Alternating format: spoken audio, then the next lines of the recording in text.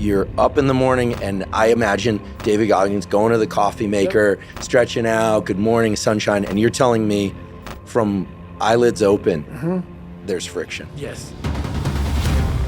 You'll just wake up and say, oh my God, man, you're David Goggins. You break records, you do this, you do that. People don't know, how are you able to just be so hard? I never turned the thing off. Because once it turns off, I go right back to the David Goggins that is. And that's the guy that I'm constantly fighting for. There's no hacks, bro. It's you against you. You against you. And if you misunderstand that, you have a real problem. People think they start their journey because they're born. No, there's a lot of people in graves who have lived 100 years and have never started their real journey. Your real journey starts when you go outside that box and you start climbing mountains. You start climbing mountains. And you think you're at the top of the mountain, you go down the other side of it, think I'm here, and you look up, there's another mountain. And it goes on, and it goes on, and it goes on. And just when you're getting ready to quit, you crest that final mountain, you get down and you look, and there you are. And it starts to make sense to you then. It doesn't make sense to you until you get outside that box. I'll talk to so many people, and what I say is not for everybody. So many people don't have any clue on what the I'm saying because they're in this box, and it's their brain. You first must go through suffering to find that great peace we're all looking for. A lot of us want to have, there's a lot of books out there about this 5 steps. Do this, do this, do this to get there. No, man, it's not that easy. To find real, permanent peace and enlightenment, you must go to the dark side of who you are. I could have easily just shoved my whole life under a rug and went straight to peace. Are you happy there? You overcame nothing. You jumped hell, you skipped hell, you forego this part of your life, you skip it and go right to peace. So you always have this thing back here that's haunting you, and that's that darkness. You must go into the darkness to truly find that light that you're looking for, because that's what's on the other side of that. People get it all wrong, man. You have to face suffering. You have to face this dark side, this darkness. And there's a lot of energy in there. There's a lot of goodness in there that you can use to find greatness.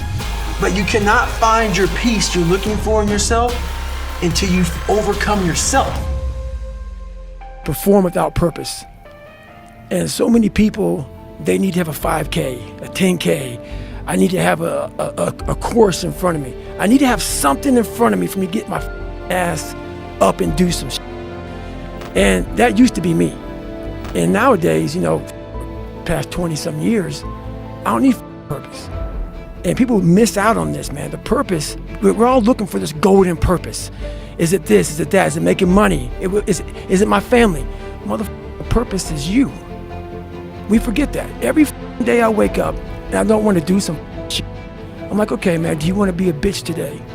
Do you want to feel like a little bitch? Do you want to walk around all day knowing that you could, but you didn't? So it's perform without purpose. You have to learn how to get up and do shit when you ain't got no 5K, no 10K, nothing. Nothing exists. Your life sucks. You're in the dungeon. But guess what, mother? I'm still going to get it. Seems like a huge part of your process, maybe the entire process, is it's all stick, no carrot. You talk about the carrot, the positive thing, and then there's the stick, the thing you're trying to avoid. Yep. I feel like it's the way it's landing for me is it's all stick and gas pedal. That's it. There's no carrot. You're not imagining, when I'm a paramedic, when the book is published. And obviously you set those goals and you make those targets. Yep. But it's all stick, no carrot. Am I happy? I don't know. Never really thought about it. Don't really care about it. Because all I really cared about was when I looked in that mirror, I saw a piece. Happiness wasn't on the mirror at 16. Or I was 300 pounds. It wasn't like, I'm looking for happiness. No, I'm looking myself in the mirror and say, all right, motherfucker, did it again today. You're a bad boy. Because that sucks. I have about a couple minutes of that when I got the carrot. The second I lay down and go to bed, the carrot's gone because I'm waking up all through the night to check the work I did that day. Did I get this drug right? Did I get this right? Did I get that right? What did I do? Oh my God, I'm already losing it. Stick. When we don't make decisions that we know we need to make, it causes anxiety, it causes depression, and in reality, it causes not to progress. So that's extremely stressful and extremely anxiety inducing. And this is why I tell you, most of the anxiety that you feel isn't because you just are anxious. It's because you're not taking the action that you know needs to be taken to get where you're wanting to go. And it's making you feel that anxious feeling. It's actually a very strong indicator that you need to go. And then once you go, you will be unburdened by these unmade decisions, and it won't feel as heavy. It won't feel as anxious. And you'll be proud of yourself because you're moving, and you know you're moving. You can see it. So make a list of the decisions that you know you need to make, the ones you are afraid to make. A lot of times this is about money. A lot of times this is about relationships. A lot of times this is about your physical health. But the fact of the matter is, make a list of these decisions and start executing on the decisions. But if you don't make those decisions, nothing's going to change except everybody else is going to progress and you're going to stay the same, which, like I said, by default means you're moving backwards. The reason that they lack success in their life, especially from a financial aspect, is that they lack the courage to make the decisions that need to be made to put them in the position that they want to be in. And I really think that's a big part of it. And I never really thought about it until I watched everybody DM me and email me and text me and say, I'm so proud of you for speaking up, and then watch them not do shit. And then when I took inventory of who those people are, all of them are struggling. So I started correlating it together. Whoa, these people they don't have courage and they suffer in life.